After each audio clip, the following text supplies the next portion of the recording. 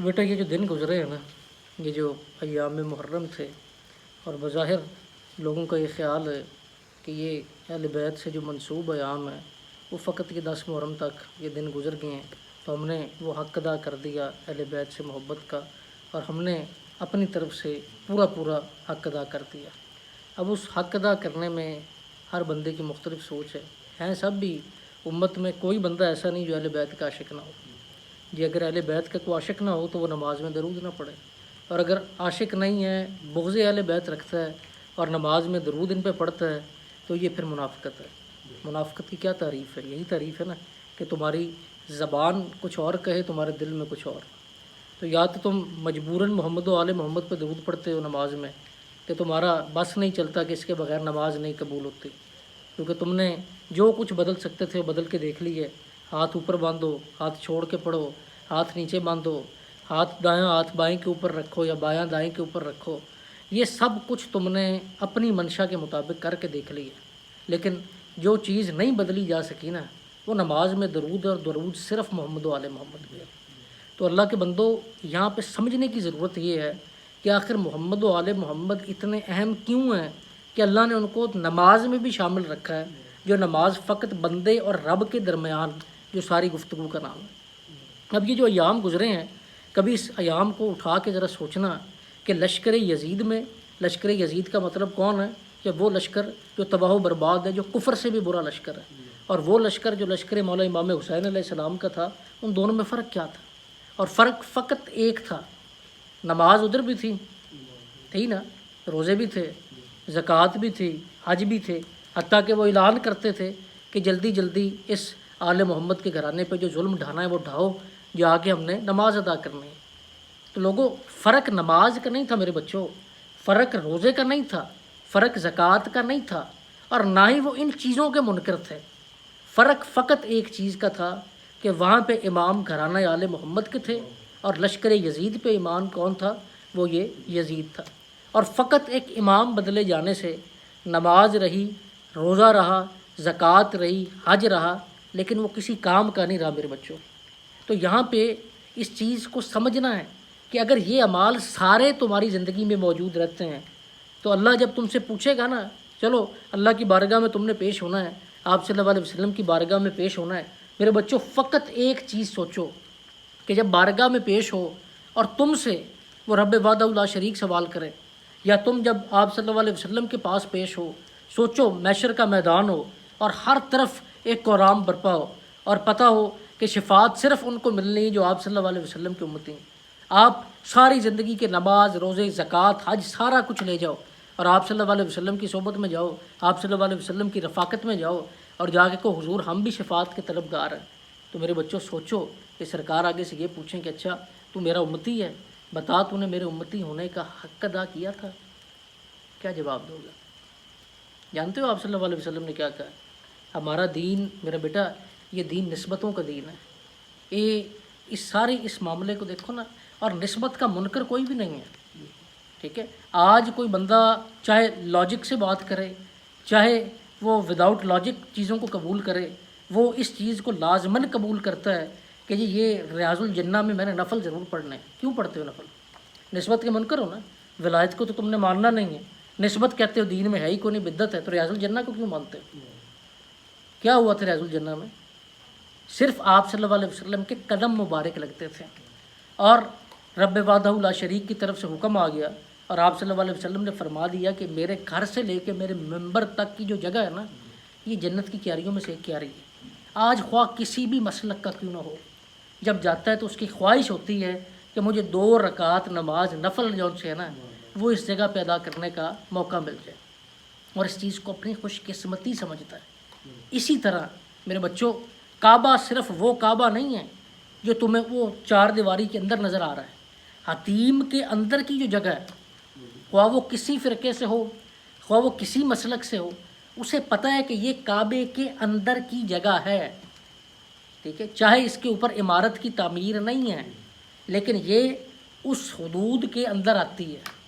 تو میرے بچوں، اسی طرح ہی جو نماز ہے نا، نماز کے حدود کے اندر جہاں اللہ کی وحدانیت آتی ہے، اللہ پہ آپ کا سلام بھیجنا آتا ہے، اس کی افضلیت بیان کرنا آتا ہے، وہیں میرے بچوں محمد و آل محمد کو درود بھی آتا ہے، اور تمہیں محمد و آل محمد کو سمجھنا پڑے گا۔ یاد رکھو جنت جانا کام نہیں ہے، جنت چلے جانا ہے، تسی بھی چلے جانا ہے، تاڑے تو پہلی امتاں بھی چلے جانا ہے، اتھے اصحاب بھی جانا ہے، اتھے اولیاء بھی جانا ہے، اتھے انبیاء بھی جانا ہے۔ اور سوچو کہ جنت میں اتنی اس رب کی مخلوق ہو، اور اس مخلوق میں ہر کوئی جنت میں جا رہا ہے نا، اللہ کی ہر مخلوق وہاں پہ ہونی۔ تم سے پہلے بھی امتیں گزری ہیں، ان امتیوں کے بھی نبی تھے، ان کے امتی بھی تھے، اور ان امتوں کے نبیوں نے جو پیغام دیا اور ان لوگوں نے اس پہ عمل کیا، وہ جنت میں جانے کی حقدار ہیں اسلام کی آمد سے پہلے۔ اب اسلام آ گیا، آپ صلی اللہ علیہ وسلم نے اعلان نبوت فرمایا، اور صحابہ کرام نے تب سے عبادت شروع کر دی۔ ٹھیک ہے، عبادت کب سے شروع ہوئی؟ جب سے آپ صلی اللہ علیہ وسلم موجود تھے، صحابہ کرام آپ کے پاس جاتے تھے، اٹھا کے دیکھو حضرت ابوبکر صدیق نے جو عبادت کی ہے، تم ویسے کر سکتے ہو عبادت؟ ان کی عبادت کیا تھی کہ نماز تو تب فرض ہی نہیں ہوئی تھی، نماز کا تو پتہ بھی نہیں تھا، اور نہ ہی ان کو کوئی دنیا کی کمی تھی، نہ ہی ان کے کوئی دنیاوی معاملات نے ان کو جکڑا ہوا تھا۔ اچھے تگڑے تاجر تھے، پر محبت ایسی کی کہ پھر پاؤں پہ سانپ بھی ڈسائے ہیں، پھر سب کچھ چھوڑ کے سرکار کی خدمت میں بھی رہے ہیں۔ تو یہ جو سرکار کے خادمین تھے، جن کو آپ صحابہ کا نام دیتے ہو، انہوں نے جو مقام پایا فقط سرکار سے محبت کے سر پہ پایا میرے بچوں، اور اس نسبت نے ان کو ایسا کر دیا۔ اور ہم جو اہل عشق ہیں، ہم کیا چاہتے ہیں، ہم کیا کہتے ہیں؟ دیکھو ہمارے نزدیک تے مدینہ پاک دی گلیاں دا جڑا کتا ہے نا، ان دے پیراں تھلے کو مٹی آؤندی، تہاڈا انہوں بھی سلام ہونا چاہیے۔ محبت تے ہوئی ہے چیز، جس چیز دی نسبت ہوگی ساڈا انہوں سلام ہے۔ وہ خواہ آپ صلی اللہ علیہ وسلم کے اصحاب ہیں، خواہ مدینہ پاک میں رہنے والے ہیں، خواہ مدینہ پاک میں جو عشق کی نظر سے آپ صلی اللہ علیہ وسلم کو دیکھنے والے ہیں، بشرطے کے کلمہ گو ہوں، ٹھیک ہے، یا مدینہ پاک کی ہر چیز جو وابستہ ہے، حتیٰ کہ وہاں کی مٹی کو بھی ہمارا سلام ہے، وہاں کے ذرے ذرے کو ہمارا سلام۔ اگر مجھ سے پوچھو تو اس مٹی کے اوپر کو کتا بھی پاؤں رکھ دے نا، تو وہ کتا بھی تڑے نال چنگا ہے کہ مدینہ پاک نال نسبت رکھتا ہے۔ لیکن جی وہ کتا بھی کتا ہوئے اصحاب کاف ورگا، وہ کتا مالکاں دے بونکن والا کتا نہ ہوئے، وہ کتا وہ ہوئے جن نے مالکاں نال وفاداری کیتی ہے، پھر تہاڈا اس کتے نو بھی سلام ہے، کیونکہ یہ تم یا میں نہیں کر رہے، یہ طرز اللہ نے قرآن میں بتایا۔ اصحاب کاف کے ساتھ میرے بچوں کتا وابستہ ہو گیا تھا، اور قرآن میں کیا ذکر آیا ہے؟ قرآن میں ذکر آیا ہے کہ اگر وہ 4 ہیں تو 5واں کتا ہے، 5 ہے تو 6واں کتا ہے، 6 ہیں تو 7واں کتا ہے۔ ویسے چاہے کتا ناپاک ہے، کتا پلیت ہے، لیکن کیونکہ اس کی نسبت اللہ کے بندوں سے ہو گئی، تو اللہ نے اس کتے کا ذکر بھی قرآن میں کر دیا۔ تو اے لوگوں، یہ دین نسبتوں کا دین ہے، اور نسبت سے نہیں مکر سکتے ہو تم۔ اور یاد رکھو، ان صحابہ کرام کے طرز زندگی کی بات کرو تو ان صحابہ کرام نے کیسی زندگیاں گزاری، انہاں مقام ایویں نہیں لتے۔ اج تسی تے کام پڑھ لیا نا، تسی آکھو کہ اسی 4 نمازاں پڑھ لینے ہیں، تے 4 نمازاں 5 نمازاں دے نال نال اسی ہور کو معاملات یہو جے کر لینے ہیں کہ جی اسی کو کسی نو کوئی شے کھوا دینے ہیں، دل وچ نیت ہی ہوندی جنت تے جانا۔ تسی جنت نو تماشا بنایا ہوا ہے، نعوذ باللہ۔ تسی چاہندے کی ہو؟ مطلب تسی فقط ایک اپنی تجارت ایو جی رکھی ہوئی ہے کہ اسی ہر کام کر رہے ہیں اللہ تعالیٰ نال تجارت دی شکل وچ۔ اور اے لوگوں یاد رکھنا، یہ تسی جنت تے جا کے بیٹھ جا بیٹا، یہ تسی جنت تے جانا بھی چاہندے ہو نا، تے جنت وچ سارے ہی ہونا نے، تسی جنت چوں کسی نو کڈ نہیں سکتے ہو، لیکن کیا تہاڈی یہ خواہش نہیں ہوئے گی کہ اسی جنت وچ او سرکار دے قریب ہوئیے، او سرداراں دے قریب ہوئیے جڑے جنت دے وارث نے؟ ہوئے گی خواہش کہ نہیں ہوئے گی؟ ہوئے گی نا، لازماً ہوئے گی۔ ہر کوئی شخص یہ جنت وچ پہنچ بھی جائے نا، تو پوچھے گا کہ میں آپ صلی اللہ علیہ وسلم دا امتی ہاں، تو کیا میں سرکار دے قرب جا سکنا، سرکار دی زیارت دا شرف مینوں مل سکتا ہے؟ تو میرے بچوں، سرکار کو تم نے منہ دکھانا ہے، اور سرکار نے تم سے پوچھنا ہے کہ میرے امتی ہونے کا تم نے کون سا حق ادا کیا ہے، اور سرکار نے تم سے پوچھنا ہے کہ میں نے تمہیں ایک بات کہی تھی کہ میں نے کہا تھا کہ میں تمہیں ساری زندگی دیا ہے، تم سے لیا کچھ نہیں ہے، اور تمہیں میں نے ایک حکم دیا ہے کہ مودت فی القربہ، کہ میری اہل بیت سے محبت کرنا۔ اور یہ محبت تمہیں کر کے صحابہ نے سکھائی ہے۔ آج تم ان کو برابریوں کے درس تو دیتے پھرتے ہو نا۔ حضرت عمر نے یہ لکھوانے حضرت ابو بکر یا حضرت عثمان کے پاس نہیں گئے تھے کہ جی آپ لکھ دیں کہ جی ہم جنت میں چلے جائیں گے۔ سارے صحابہ آپ صلی اللہ علیہ وسلم کے قابل احترام صحیح، آپ صلی اللہ علیہ وسلم کے، میں تو کہہ رہا ہوں کہ آپ سے جس چیز نے نسبت پائی، جس شہر نے نسبت پائی، اس کی مٹی بھی قابل اعتماد، اور آپ نے سب کا احترام کرنا ہے۔ لیکن یاد رکھو، ان صحابہ نے اہل بیت کی محبت تمہیں سکھائی کیسے؟ ہم کیا ان سے بھی زیادہ افضل تو نہیں ہیں؟ انہوں نے کیا کیا؟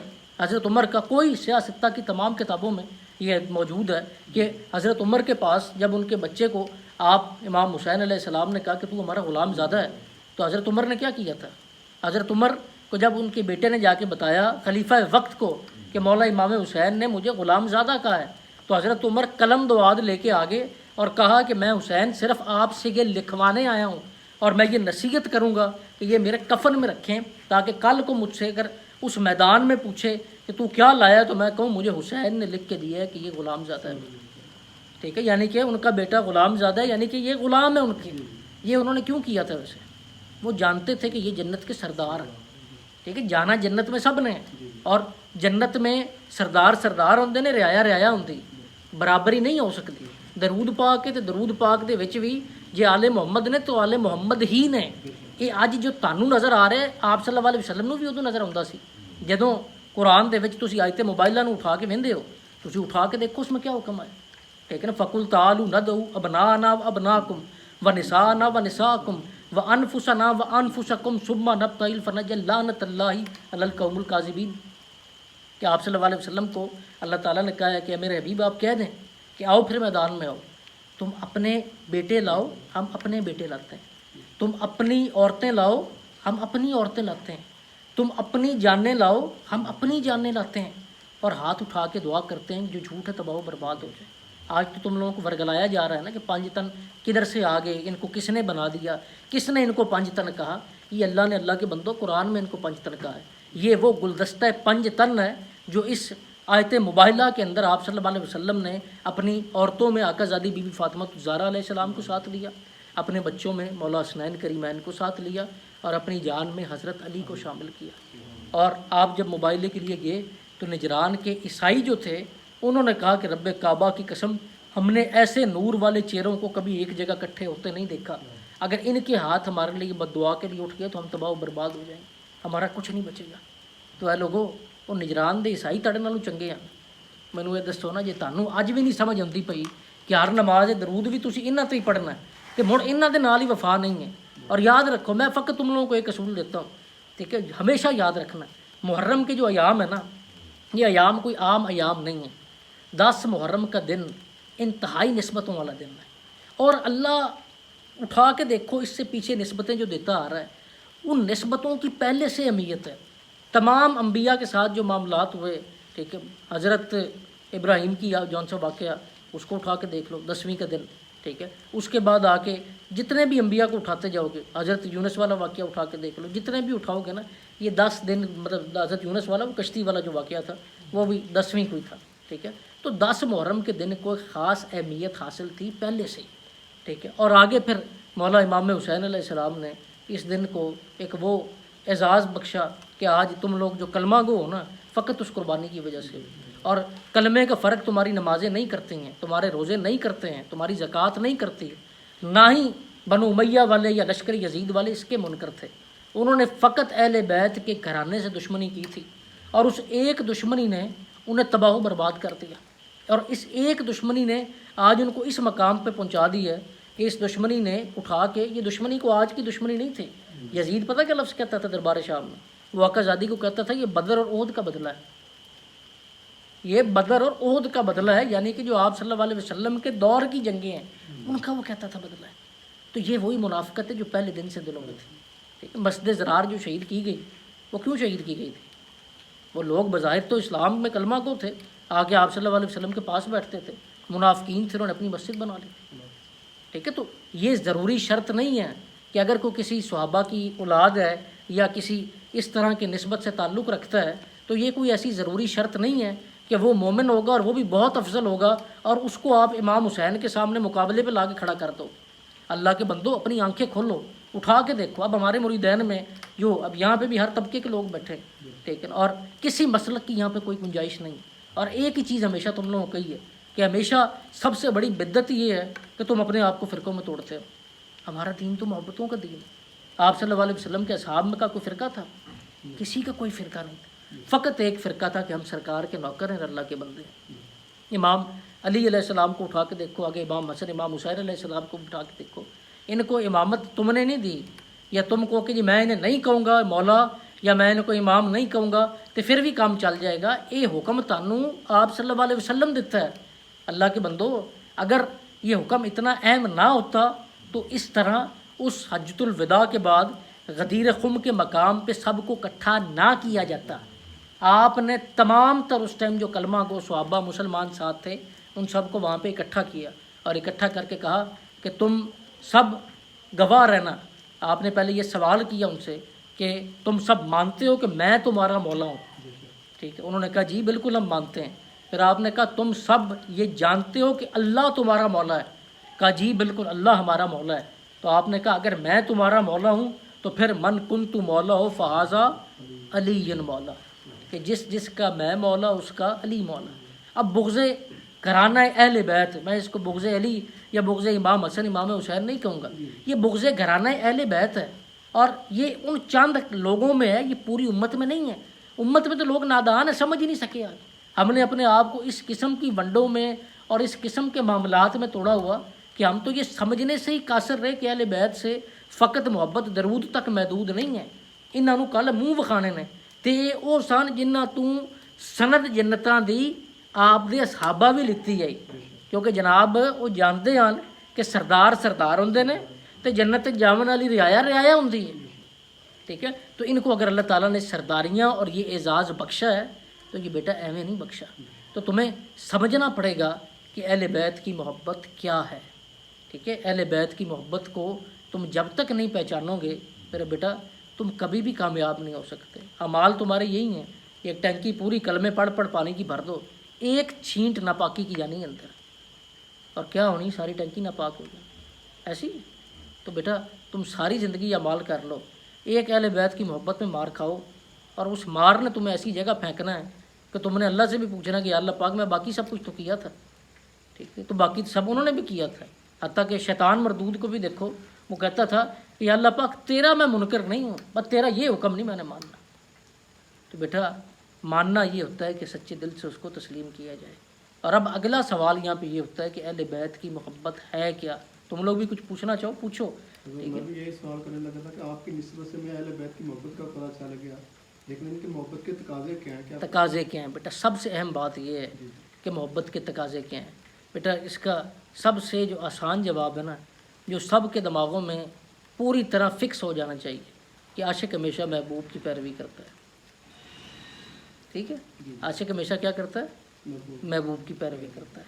اگر تمہیں اہل بیت سے عشق ہے اور تم مقام اس عشق میں چاہتے ہو تو بیٹا تمہیں ان کی پیروی کرنی پڑے گی. جو انہوں نے حکم دیا، جو حدود کا تعین تمہارے لیے کیا، تمہارے اوپر ان کو عمل درآمد ہونا تمہارے لیے من و ان سب سے زیادہ اہم ہے. ٹھیک ہے، اور حسینیت ایک نظام کا نام ہے. حسینیت فقط ایک شخصیت کا، ایک ہستی کا نام نہیں ہے. حسینیت میرے بچوں ایک نظام کا نام ہے. یہ نظام میں نظام عدل بھی شامل ہے، اس نظام میں نظام معیشت بھی شامل ہے، اس نظام میں نظام معاشرت بھی شامل ہے.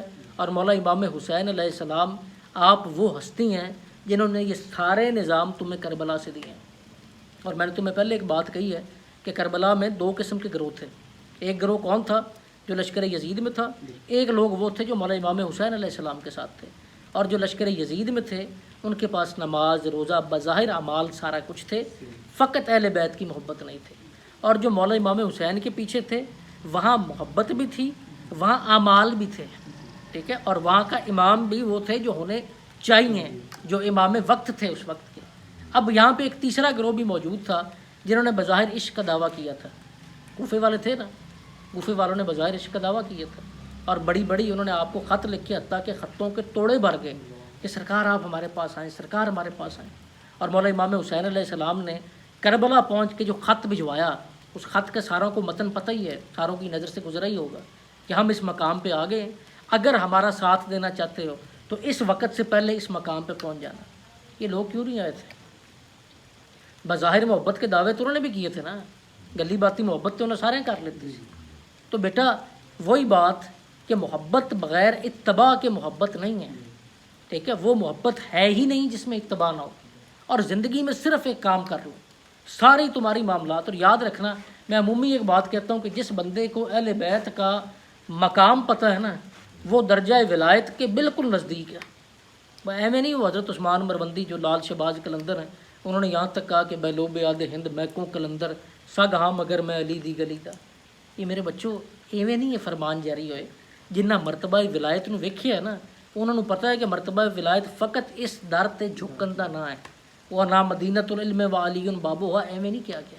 بیٹا دو قسم کے لوگ ہوتے ہیں جو اللہ کی طرف جستجو کرتے ہیں. ایک لوگ وہ ہوتے ہیں جن کو تم دیکھتا ہے یہ چلو اور یہ وظیفوں والے لوگ جو ہوتے ہیں، ان کی جستجو رب سے رب کو پانا نہیں ہوتی. ان کی جستجو ہوتی ہے دنیا، اور ان کا غرض ہوتا ہے دنیا کی طاقت. ٹھیک ہے نا، کسی نہ کسی مقصد کے لیے ہمیں کوئی لفظ ایسا مل جائے، ہمیں کوئی ایسی آیت مل جائے، ہمیں کوئی ایسا طریقہ مل جائے جس سے آ کے جناب ہم یہ کریں کہ جی ہم اس کو اپنے معاشی کاموں کے لیے یا کسی دنیا بیچنے کے لیے، جس طرح یہ پیروں نے ٹھیلے لگائے ہوتے ہیں، ہم اس لیے استعمال کر رہے ہیں. دیکھو سادات کا بالخصوص جو مقصد ہے وہ مقصد ایک ہے. سادات کسی فرقے سے نہیں ہے. ٹھیک ہے، سادات جو ان کے اولاد سے ہیں ان کو تو ساری امت کو ایسا دیکھنا چاہیے کہ یہ ہماری اولاد ہے، کیونکہ سادات کی تو وجہ تخلیق ہی امت ہے. اور میں خصوصاً سادات کے بچوں کو کہوں گا کہ جو ہمارے مریدین میں سادات کے بچے ہیں جو ہمارے ساتھ وابستہ ہیں، کہ میرے بچوں آپ لوگ پوری دنیا میں جہاں بھی ہو نا، لوگ انٹینشنلی اور ان انٹینشنلی تمہیں کاپی کر رہے ہیں. وہ چاہتے ہوئے بھی اور نہ چاہتے ہوئے بھی تمہیں مان رہے ہیں کہ تم آل محمد سے. اور تم کچھ برا کرو گے نا بیٹا، وہ بات کس طرف جانی ہے کہ انہیں کہنا کہ یار انہوں نے سید ہو کے کام کیا، انہیں لفظ اس طرح کرنا. تو بیٹا تم جون سے ہو، میں ہمیشہ کہتا ہوں یہ بات کہ امت کا حساب تو ہونا ہی ہونا ہے. سادات کا ایک حساب وہ بھی ہونا ہے جو آپ صلی اللہ علیہ وسلم نے خود لینا ہے، کہ یہ جو نسبت کی جو نام تمہارے ساتھ موجود ہے، کیا تم نے اس کی قدر رکھی ہے. تو بیٹا بالخصوص سادات اور پھر عمومی طور پہ ساری امت ہی اس میں شامل ہے کہ اس محبت میں آپ نے ہر چیز میں زندگی کا صرف ایک اصول رکھنا ہے کہ آپ ایک کام کر لیں مولا آپ سے راضی رہے. آپ نے اس چیز میں دل میں کوئی بھی کام ہونا، اب آپ صلی اللہ علیہ وسلم کا ایک حکم ہے کہ اگر صلح کا رستہ اختیار کیے تمہارا کچھ بگڑ جائے تو روز آخرت مجھ سے لے لینا. کوئی وقت ایسا ہو بیٹا کہ مرتضیٰ کو شدید لڑائی چل رہی ہو، اور شدید لڑائی میں ایک دم تمہارے دل میں یہ حدیث آئے اور تم دل سے سارا رنج نکال کے باہر پھینکو، اور باہر پھینک کے کہو کہ میرے سرکار کا مجھے حکم ہے کہ صلح کا رستہ اختیار کیے اگر تمہارا کچھ بگڑ جائے تو روز آخرت مجھ سے لے لینا. اسے کہتے ہیں میرا بیٹا تزکیہ نفس، اور اسے کہتے ہیں محبت. محبت بغیر اتباع کے ممکن نہیں ہے. جو عاشق ہوگا مولا امام حسین پاک کا، وہ یہ دیکھے گا کہ میرے مولا نے کیا طرز زندگی اختیار کیا تھا. میرے مولا نے تو کربلا کے میدان میں بھی نماز نہیں چھوڑی. میرے مولا نے تو کربلا کے میدان میں بھی حق کا ساتھ نہیں چھوڑا. اور کیا میں چند ٹکے کی دنیا کی خاطر حق کو چھوڑ جاؤں، یا میں چند ٹکے کے دنیا کے کاموں کی خاطر نماز کو ترک کرتا ہوں؟ تو میرا بیٹا یہ ہے حسینیت. عشق حسین فرض بھی ہے اور قرض بھی ہے. فرض ایسے ہے میرا بیٹا کہ اس تو بغیر واہ کوئی نہیں، لتر ہی ہیں سارے اعمال کر کے بھی لتر نے جی میں انہیں کھد جڑے لشکر یزید شامل ہے. اور قرض ایسے ہے میرا بیٹا کہ اگر تمہیں حسینیت کا پتہ چل گیا نا، پھر یہ تمہارے اوپر فرض ہے کہ تم اس پیغام کو پھیلاؤ بھی، اور نہ صرف منہ سے پھیلاؤ بلکہ اپنے کردار سے بھی پھیلاؤ. اسے کہتے ہیں عشق. اور جب یہ عشق آ جائے گا میرا بیٹا، پھر وہ وقت آئے گا کہ تمہارے رب وحدہ لا شریک کی قسم تمہارے وہاں پہنچتے ہوئے مولا بھی خود کہیں گے یہ میرا غلام ہے. بیٹا یاد رکھنا ہے ان کے ساتھ جس نے وفا کی ہے نا، انہوں نے اس کو چھوڑا نہیں ہے. وہ ہور تھا نا جس لائن نے پانی بھی بند کیا تھا جب وہ اس ٹائم پہ تھا، لیکن جب پانی بند کر کے وہ سارا کچھ کر دیا، ہو گیا معاملہ، ایک ندامت کا آنسو لے کے ان کے در پہ آ گیا تھا. انہوں نے کہا ہور تجھے اپنی غلطی کا احساس ہو گیا. آقا زادی نے یہاں تک کہہ دیا بھائی اور ہمیں شرمندہ نہ کرو. وہ ہور جو اس وقت پہلے پانی بند کرتے وقت بدبخت تھا اور لعین تھا، جب اس در پہ آ کے جھک گیا وہ ہور سے حضرت ہور ہو گئے. تو بیٹا یہ کچھ اس قسم کی نسبتیں ہیں، اس قسم کی مودتیں ہیں، اس قسم کی محبتیں ہیں کہ جو ان سے جڑ گیا وہ فلاح پا گیا، اور جو ان سے دور ہو گیا وہ تباہ و برباد ہو.